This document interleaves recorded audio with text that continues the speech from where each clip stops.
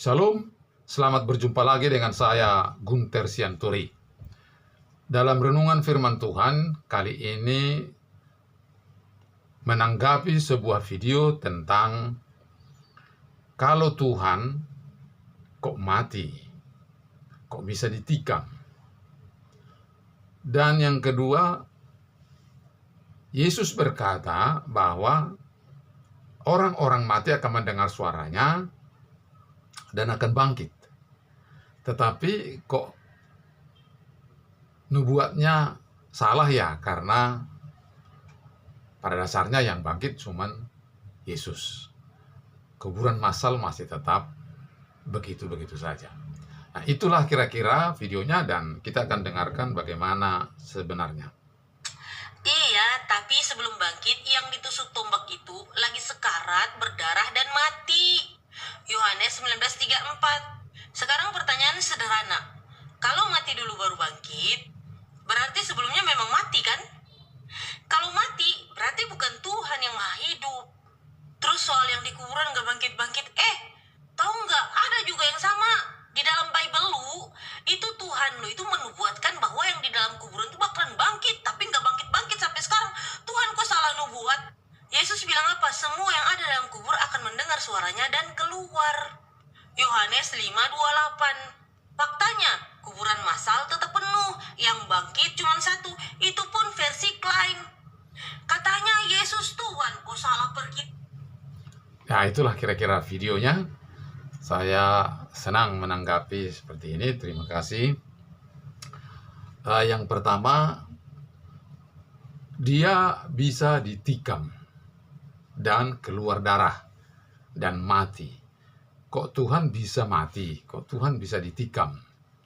Saudara yang dikasihi Tuhan, kalau kita baca dalam Yohanes pasal 1 dari mulai ayat 1 sampai 14, di sana dikatakan bahwa pada mulanya adalah firman.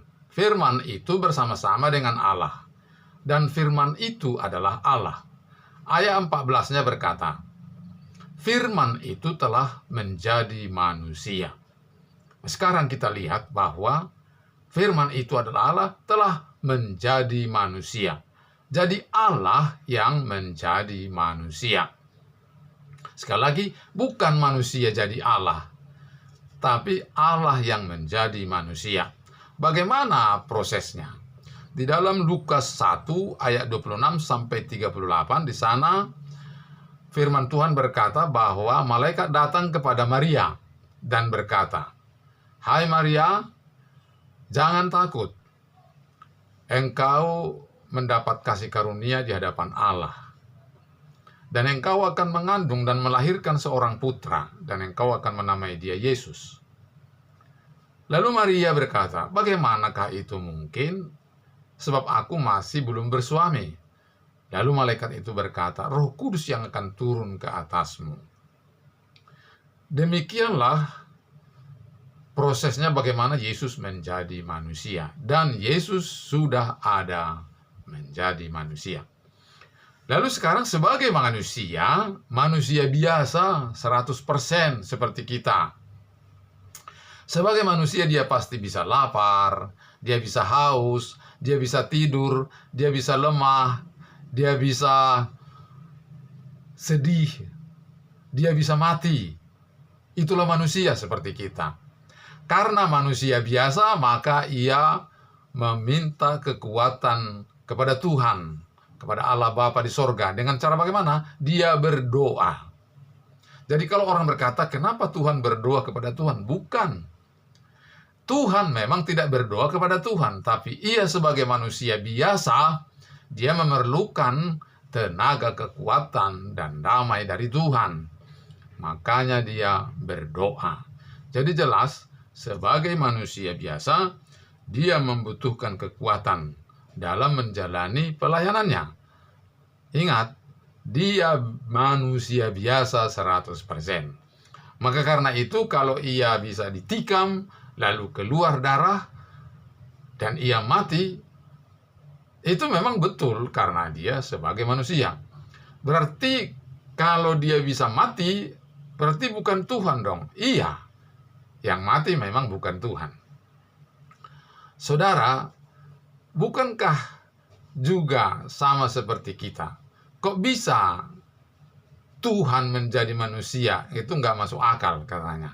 Misalnya, saudara, di dunia ini saja, saya ingat waktu zaman Soeharto, ada menteri sebagai anggota DPR. Jadi waktu dia rapat DPR, dia akan berbicara sebagai DPR.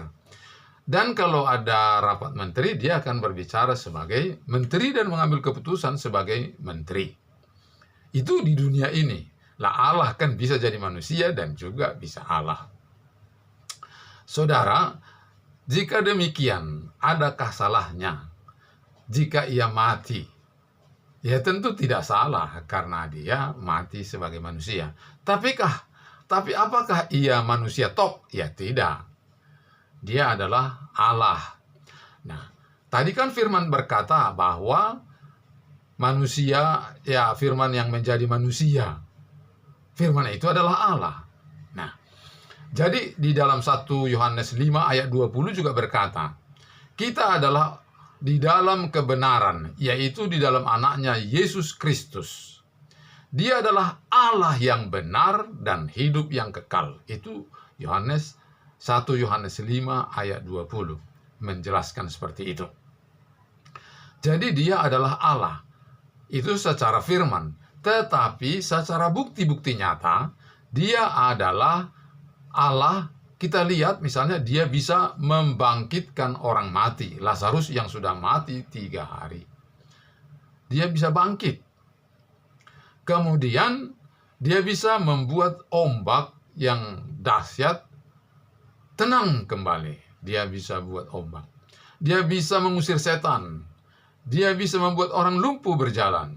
Dia bisa membuat orang buta melihat. Nah, orang Farisi berkata, bagaimana mungkin? Kalau bukan dari Allah, ya nggak mungkin lah. Dari dulu sampai sekarang kita nggak pernah melihat ada orang buta menjadi melek. Nah, Yesus telah buat itu. Kemudian itulah tanda-tanda dia lahir bukan dari hubungan suami istri. Karena itu ia tidak menanggung dosa keturunan. Dia tidak berdosa. Nah, dalam 2 Korintus pasal 5 ayat 21 berkata, ia tidak mengenal dosa namun telah dibuat menjadi dosa. Makanya dia mati. Kalau sekiranya dia tidak mau mati ya bisa juga. Kurang apa, dari sorga bisa didatangkannya berjuta-juta malaikat untuk menjaga dia. Tetapi ya memang itulah yang harus dijalaninya sebagai penebusan dosa. Jadi jelas ya, bahwa kalau manusia ya mati, kalau Tuhan tidak. Jadi yang mati itu bukan Tuhannya, tetapi manusianya.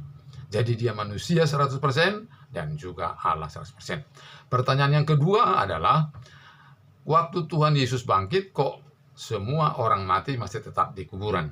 Saudara, firman Tuhan dalam Yohanes pasal 5 ayat 28 itu bukan berbicara tentang kebangkitan bersama-sama dengan Tuhan Yesus pada waktu itu. Itu berbicara tentang kebangkitan orang-orang mati pada hari penghakiman terakhir. Karena di sana dikatakan bahwa penghakiman telah diserahkan kepadanya dan dia akan menghakimi dengan adil. Dan penghakiman itu bukan sekarang, nanti setelah hari terakhir, hari penghakiman. Jadi yang bangkit tentu dia saja. Tapi kalau nanti pada hari penghakiman, maka orang-orang mati akan bangkit. Baik orang-orang yang percaya maupun orang-orang yang tidak percaya. Orang-orang percaya dikatakan di sana akan bangkit ke dalam hidup yang kekal. Tapi orang-orang jahat akan bangkit untuk dihukum.